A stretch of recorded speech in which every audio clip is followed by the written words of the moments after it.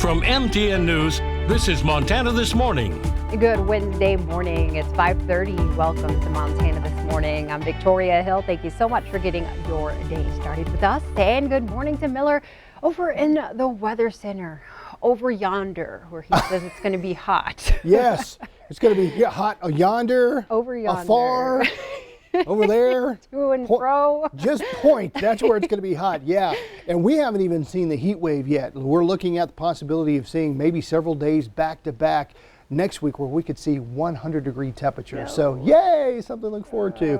Whew, it's going to be brutal out there. Beautiful start out there right now. The sun shining or rising here across Yellowstone County. The shot courtesy of the Stockman Bank Weather Cam.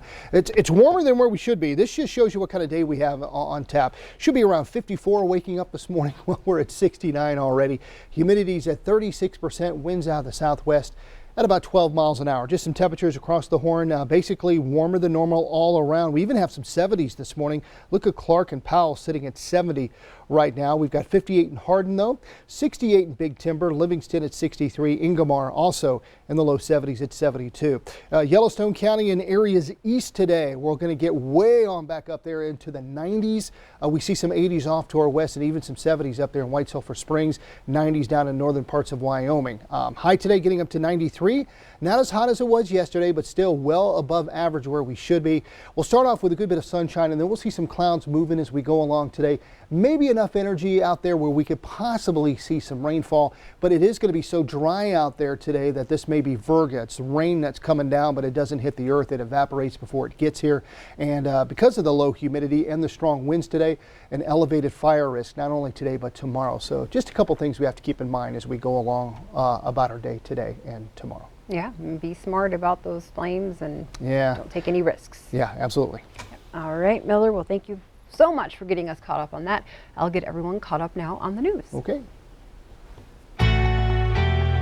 Our top story this Wednesday morning, White House officials announced they will not meet their July 4th goal of getting 70% of U.S. adults at least partially vaccinated against COVID-19. Officials say one of the main reasons they won't hit that number until a few weeks into next month is because of a lack of interest among young people. Only 47% of 18 to 24-year-olds have gotten at least one dose. The stat comes as the new Delta variant seems to be spread more frequently among those in that age group. The U.S. is currently seeing about 10,000 new cases a day, and the Delta strain accounts for more than 20% of them. Today, the CDC will meet to discuss a potential link between COVID vaccines and heart inflammation. The cases seem to be more common in males than females, and most reports come after a person receives their second dose of the Pfizer or Moderna vaccine.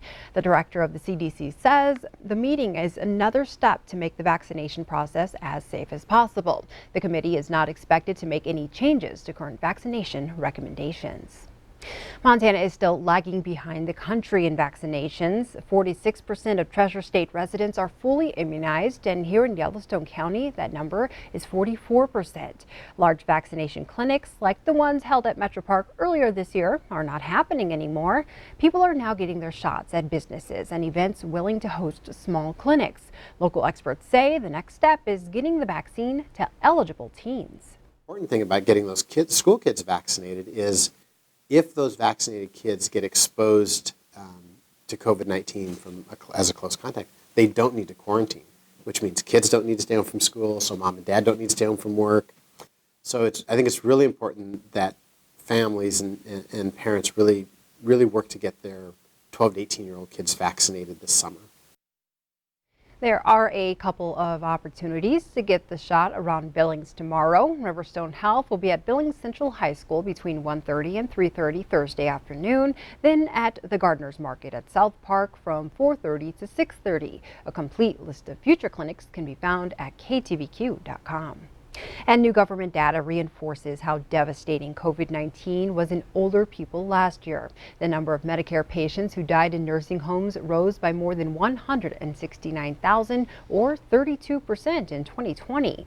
These deaths are considered excess, meaning they're more than what's seen in a typical year. 4 in 10 Medicare patients had COVID at some point last year. The new report is seen as the most comprehensive view of how COVID-19 impacted the elderly. Now to the latest on Fire Watch. The Robertson Draw fire south of Red Lodge is now more than 50% contained. What a difference just a few days can make. On Sunday, this fire was just 15% contained. An additional 100 firefighters were brought in to help knock it down. Thanks to progress by firefighters, Cooney State Park is open again. The reservoir was shut down last Friday for all outdoor activities so aircrafts could fill up and do water drops on the flames. And the Crooked Creek fire in the Pryor Mountains is still at 5,400 acres. Yesterday, fire crews worked on protecting structures, historical resources, and the Dry Head Creek watershed. The cause of this fire is still unknown. The Deep Creek fire near Townsend is now 90% contained. Some of the more than 300 firefighters battling the flames will be able to leave soon. All evacuation restrictions have been lifted in the area. At least one home was lost in the fire. And you can forget lighting off fireworks this 4th of July, at least here in Yellowstone County. We're now officially under Stage 2 fire restrictions, which ban the Independence Day staple for anyone without a permit. Officials suggest you attend the fireworks show hosted at Metro Park or the famous event in Laurel. A full breakdown of all the restrictions under Stage 2 can be found on our website. It's a workspace designed for the next generation of entrepreneurs. On Tuesday, Big Sky Economic Development started construction on its new offices. The Rock 31 Entrepreneur Center is located inside the historic Montana Bank building at the northeast corner of Sky Point. The layout is modern and will be built to attract collaboration between the local businesses who will share the space. Big Sky EDA officials think it will help attract new talent and they'll drive the economy. And at least one company owner believes it's the first step in shaping the future of Billings business. Look at Silicon Valley. The pillar industry that's there today was not there in 1970. It's completely different, and that's 50 years. So it's a significant amount of time, but that's kind of the time scale that we need to be thinking about. Is that where is Billings going to be in 50 years, and what can we do to help put the foundation in place to make that happen? The group hopes to open the new Rock 31 Center in May of 2022. Also making headlines this morning, Senate Republicans successfully blocked a sweeping voting reform bill. CBS's Laura Podesta has details, including Plan B for Democrats. On this vote, the yeas are 50, the nays are 50. With the Senate chamber divided 50-50 along party lines, the Voting Rights for the People Act, pushed by Democrats and the White House, fell significantly short of the 60-vote threshold required to defeat a Republican-led filibuster. Republicans may want to avoid the topic, hoping that their party's efforts to suppress votes and defend the big lie will go unnoticed. Democrats will not allow that. Democrats will never let this voter suppression be swept under the rug. The bill would have expanded automatic voter registration and early voting, end partisan gerrymandering, and make Election Day a national holiday. The push for a federal voting rights law comes as 48 states are considering nearly 400 Republican-backed bills that would restrict voting. This bill was written and held by the devil himself. This bill wouldn't make it easier to vote. This would make it easier to vote illegally. This is the Corrupt Politicians Act, and I'm glad we defeated it. Republicans insist the measure would undercut the power states and local governments have over elections. It is a solution in search of a problem. President Biden insists the fight isn't over. In a statement that also praised Democrats, he said, quote, "They stood against the ongoing assault of voter suppression that represents a Jim Crow era in the 21st century." Laura Podesta, CBS News. President Biden promised to say more on the issue of voters' rights next week. And as expected, Montana's 2 U.S. senators split their votes yesterday on whether to debate the bill. Democrat Senator Jon Tester joined all 50 Senate Democrats in support of the measure. Republican Senator Steve Daines called the bill a political power grab by Democrats that would undo Montana's photo ID requirements for voting and force taxpayers to fund political ads. And Democrats are not giving up the effort to investigate the January 6th Capitol riots. House Speaker Nancy Pelosi is considering a Democrat-led committee to investigate the violence. The committee would come after a failed vote in the Senate to create a bipartisan commission. 7 Republican senators supported the proposal, but that left the bill 3 votes short. After that failed vote, the House Speaker said the House would find a way to investigate the riots. The widow of Kobe Bryant agreed to settle her lawsuit over the helicopter crash that killed her husband and daughter. 7 others also died in the crash, and some of their families were part of the lawsuit. The terms of the settlement are confidential and still must be finalized. Vanessa Bryant and other families filed the lawsuit against the helicopter's owner and the estate of the pilot. The National Transportation Safety Board says the pilot likely suffered an episode of spatial disorientation before the crash.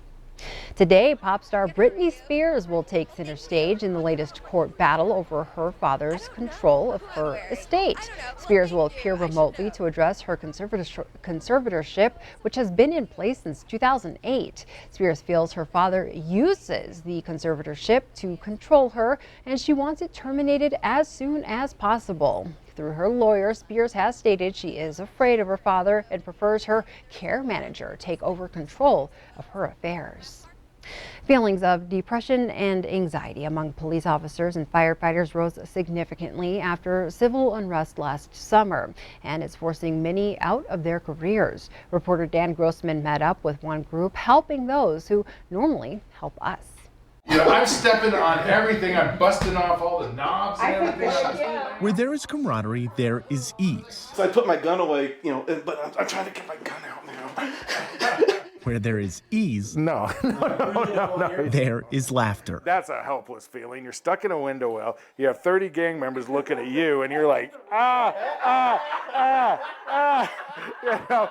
And where there is laughter, there is release. You know, it's like the circle of trust, and this group's pretty. They kicked me out of it, but I mean, I'm knocking on the window trying to get back in.